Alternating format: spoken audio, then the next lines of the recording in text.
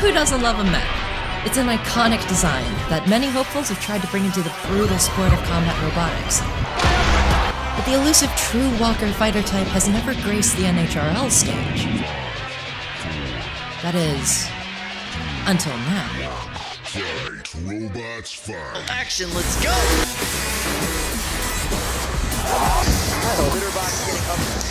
Woo! Oh my gosh, Adam. What In the pink corner, we have a mech.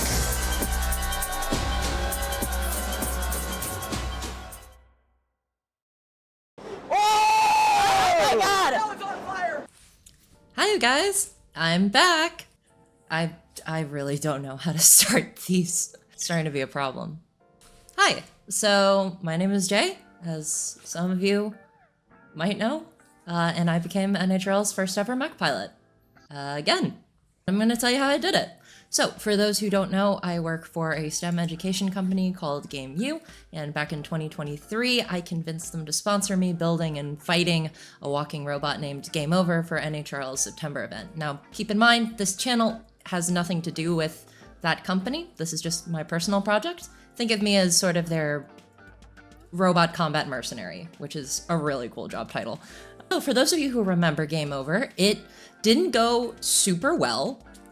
Considering the fact Game Over never actually walked in the NHRL building, I was pretty skeptical about getting a second chance. That's actually exactly what happened. In the 4-month gap between open events, a new design was drafted for the spiritual successor to Game Over, which was Game On. With new circuitry parts from an actual company that makes hexapods, new Wi-Fi based reliable control systems that obviously would not fail in the future, and a flamethrower to get butts into the seats. What could go wrong, right? With Game Over, we had a lot of problems where the servos weren't strong enough to actually lift anything. And in addition to that, 4 legs just gives more concentration of that stress than 6. So at first we were like, 6 legs is fine. Come to find out that due to the new restrictions, it just would not be possible to get 6 legs on this, as well as a weapon. Each leg, for reference, weighs about a ½ pound. So we eventually changed the walking gait and cut it down to 4. So we ended up with Game On having 3 servos on each of its 4 legs, as well as 2 additional servos to actuate the flamethrower mechanism on top. One to depress a can of butane into a nozzle, and the other to activate a lighter. The actual build for the new bot went fairly smoothly. I set a budget with the company, let them know that we were working with a ½ pound less of weight than we had before, and less budget. We set to work. Game On had several successful walking tests in my apartment, but I never actually tested the flamethrower here because I live in an apartment. Is butane toxic? Yeah, there we go. That broke off. And I feel like my landlord wouldn't be super happy about that. So, with everything working perfectly, I hopped on a plane on January 19th, despite the blizzard that was happening in Columbus at the time, and I landed in the beautiful state of New Jersey. Feeling confident after so many tests at home, I was super sure that, it didn't even turn on. Okay, so this is where I have to start thanking people. Thank you to my media manager, Steven, for calming me down from my initial panic, because there was initial panic. Thank you for the amazing staff at NHRL for letting me borrow a few pit monitors to diagnose the problem, and kindly not kicking me out immediately for testing on the floor. Thank you to the amazing Dakota from the Sleepy Anime Girl Club for fixing the networking issue we had with the Wi-Fi control system. I would have no idea how to fix that without you, so Dakota, if you're watching this, you rock. Thank you to my coworker Eric for finalizing the first build of our working flamethrower in the pits in less than an hour at 7:30 in the morning. You're super awesome. Thank you to Kazaya Sky for lending us her favorite torch lighter when Oh my god! Now it's on fire! That's not good. That's very not good. That's fire. No, it's on fire. The flamethrower exploded, which I immediately couldn't turn on with the servo, and then immediately lost after that. because if you're watching this, I promise I'm going to buy you another one. Thank you to Tom Farkas for lending us like half of his toolbox throughout the weekend. Essentially offered to loan us out an entire ant weight hammer saw when our flamethrowers were failing. I couldn't accept it, and also I didn't have the proper tools at the time.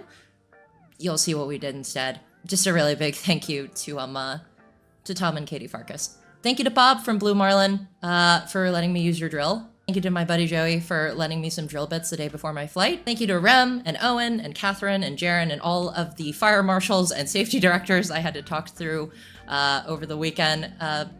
Just thank you all to all of the wonderful new friends and fans I met during my time there. It's always just a super big pleasure to be around you all.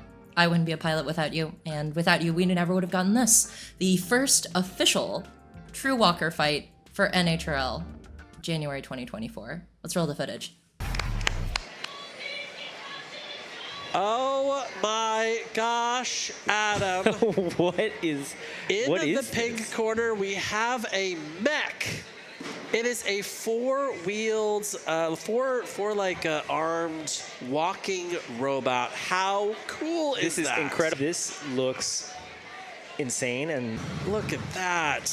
Looks like it's got a light stick on a turret facing off against a Crusher beak robot. Fantastic. now does a light stick qualify as an active weapon? Don't you think? I love the movement. look at that! Oh, there we go. Oh, aggressive tapping! That is extremely aggressive. Wow. It's gorgeous. You know, It's like one of those. Have you seen those robots where like you can put a potted plant to the robot and then it can walk itself over to the sun? yeah. Like, yeah, inside of your house. It's gorgeous. I love it. Something about it feels tortoise-like in the motion. Yeah. I think that Jay was going for a terrifying military mech, but tortoise? I think they'll take tortoise. Yeah, yeah. Well, some tortoise, they're quite large. You know, they can be terrifying. Hey, you strap a lightsaber onto Yeah. a tortoise. You know, you're in business there, Adam. I don't want to be aggressively tapped by a tortoise.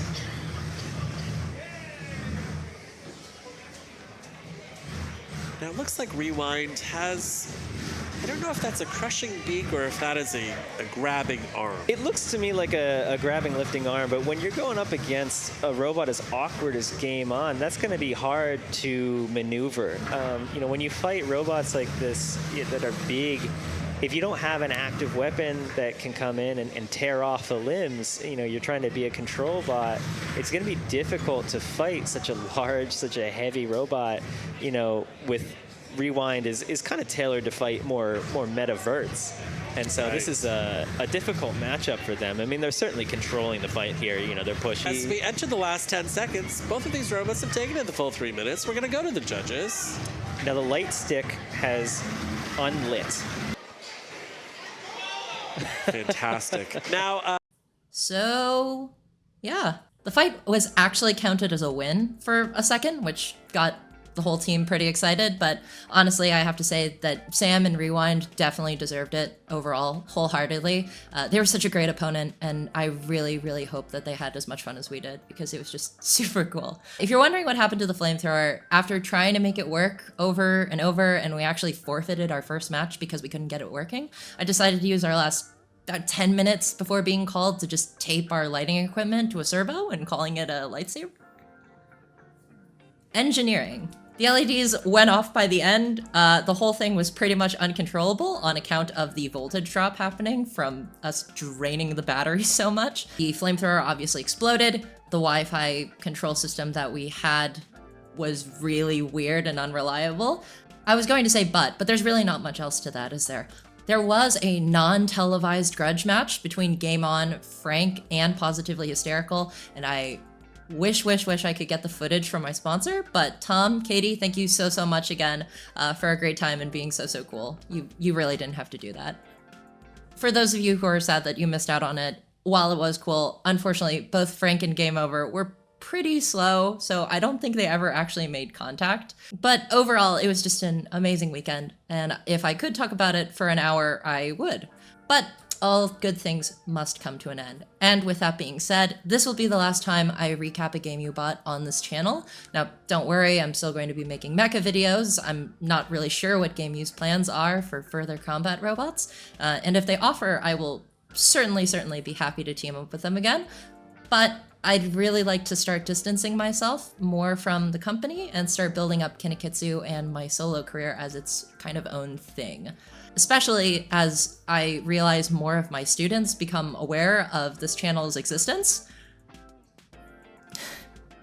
This channel is targeted for ages 18 to 35 as a disclaimer. So from now on, all the bots that you are going to see on this channel will be made on my time and my dime. Just want to have a little bit more freedom about what I do and be more independent overall. I have big plans for myself and for this channel, so I hope you'll stick around to watch.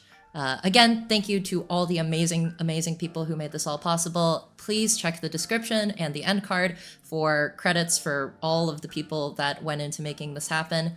I can't begin to say how grateful I am to all of you. I've been Jay, and I will see all you party people later. Bye.